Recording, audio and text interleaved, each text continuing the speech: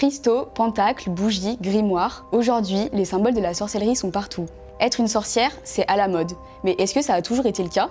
Non, pas vraiment. Pendant l'Antiquité, la figure de la sorcière est déjà très présente dans les nombreux récits mythologiques. De Hécate, la déesse de la lune et de la sorcellerie, à Circé, enchanteresse experte en toutes sortes de sorts, les femmes qualifiées de sorcières sont la plupart du temps des femmes puissantes et compétentes. Au début du Moyen-Âge, le catholicisme s'impose. Et cette période marque le début des lynchages et des procès pour sorcellerie, qui vont s'étendre et s'intensifier sur près de 4 siècles. Parallèlement, pendant cette période, la littérature inquisitoriale se développe et construit le stéréotype de la sorcière comme femme dangereuse au service du diable. Si certaines femmes sont suspectées, il est difficile d'identifier une sorcière car c'est une femme comme les autres. Les sorcières porteraient cependant sur leur peau une marque du diable, seraient plus légères que des femmes innocentes et vivraient entourées de leurs animaux, chats noirs, crapauds, corbeaux, qui leur donneraient le pouvoir de se métamorphoser, et ainsi de commettre des méfaits sans être connues. Elles se réuniraient au sabbat, une assemblée nocturne pendant laquelle elles réaliseraient des sorts et jetteraient des malédictions. Pour déterminer si une femme était coupable, l'Église a mis en place des ordalies, sorte de procès à caractère religieux qui contenaient de nombreuses épreuves.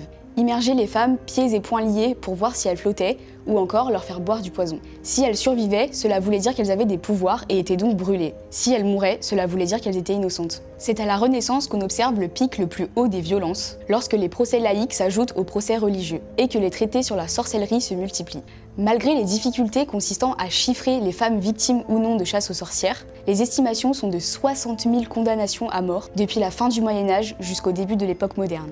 La chasse aux sorcières, c'est une question de genre, mais aussi une question de classe. Car les femmes privilégiées n'étaient, la plupart du temps, ni suspectées ni condamnées. À partir du XVIe siècle, la chasse aux sorcières ralentit. Pas parce qu'on devient plus tolérant, mais parce que l'État prend le relais de l'Église pour garder le contrôle sur les femmes. En fait, la répression change de visage.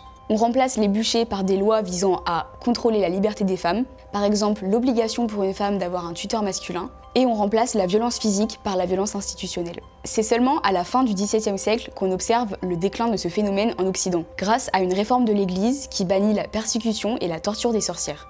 Dans la même continuité, les jurés du célèbre procès des sorcières de Salem signent un document d'excuses publiques, et les lois anti-sorcellerie sont progressivement abolies. Depuis le XXe siècle, les luttes féministes s'emparent de cette figure pour en faire un symbole de résistance et d'émancipation. La sorcière devient alors une icône féministe, symbole de la lutte contre un système patriarcal oppressant et meurtrier. Aujourd'hui, sur les réseaux sociaux, on peut observer les mouvements witchcore ou witchtalk qui font des milliards de vues. Le witchcore pourrait être vu comme une réappropriation contemporaine de la figure de la sorcière. Il met en image une envie de se reconnecter à soi, à la nature et à la spiritualité sous toutes ses formes, notamment en ayant recours à des symboles anciens et occultes. Herbes, cristaux, grimoires, phases lunaires, pentacles, corbeaux, chats noirs. De l'enchanteresse de l'Antiquité à l'icône féministe contemporaine, en passant par la marginalisée persécutée par l'Église, la sorcière traverse les siècles en changeant de visage mais sans jamais oublier sa force symbolique. Qu'elle soit crainte ou fantasmée, elle incarne toujours, d'une manière ou d'une autre, une femme puissante, capable de savoir, d'agir et de déranger l'ordre établi.